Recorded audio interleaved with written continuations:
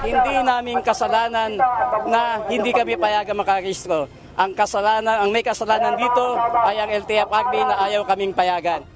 Muling naghain ng petisyon ang transport group na Piston sa Central Office ng Land Transportation Franchising and Regulatory Board o LTFRB ngayong araw. Laman nito ang listahan ng nasa 30 mga operator ng lumang jeepney na nais pa ring magparehistro at ibalik ang 5 taong bisa ng kanilang prangkisa.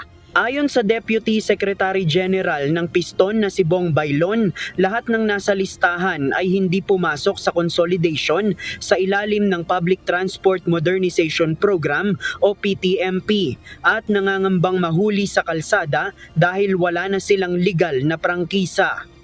Ito po yung 2023 nang ma-expire yung December 31 na filing ng consolidation at yung mga PA na na-expire.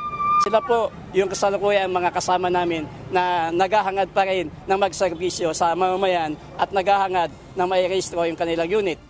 Ayon kay LTFRB Chairman Chofilo Guadis III, matagal nang tapos ang usapin sa consolidation at hindi na nila maaaring pagbigyan ang kahilingan ng Piston. There is no way now for them to register.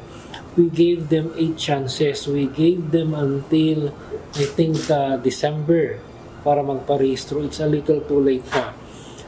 Pag ngayon ipapayagan namin ulit sila, parang wala na kong maniniwala sa amin na ang pakiramdam na lang nila, every so often magbibigay kami ng extension.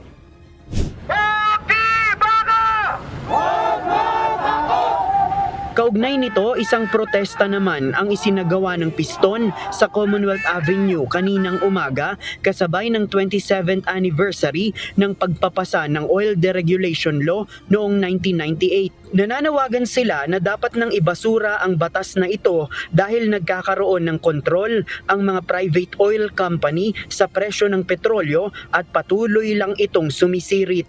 Ayon sa isang operator na sumama sa protesta, bagaman may rollback bukas na 10 sentimos lamang, wala rin itong epekto at masyadong maliit kumpara sa nasa higit 3 pisong itinaas ng diesel noong Enero. Baliwala din naman yung binababa nilang rollback na sabi nga natin, sa panig namin mga driver, yung patuloy na pagtaas ng presyo ng langis, malaking kawalan sa kita namin ito, lalong lumiliit ang kita ng driver.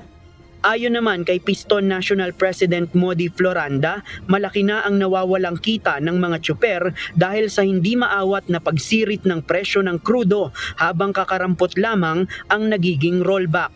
Itong January pa lang ay halos 90 pesos per day yung nawalang kita kung kami nagkukonsume ng 30 liters per day. Sa loob po ng isang buwan, sa loob po ng 30 days, libo yung nawawalang kita na dapat nagagamit na ng mga driver at mga operator doon sa pangangailangan ng kanilang pamilya. Sa ngayon, merong ongoing na distribusyon ng fuel subsidy ang pamahalaan.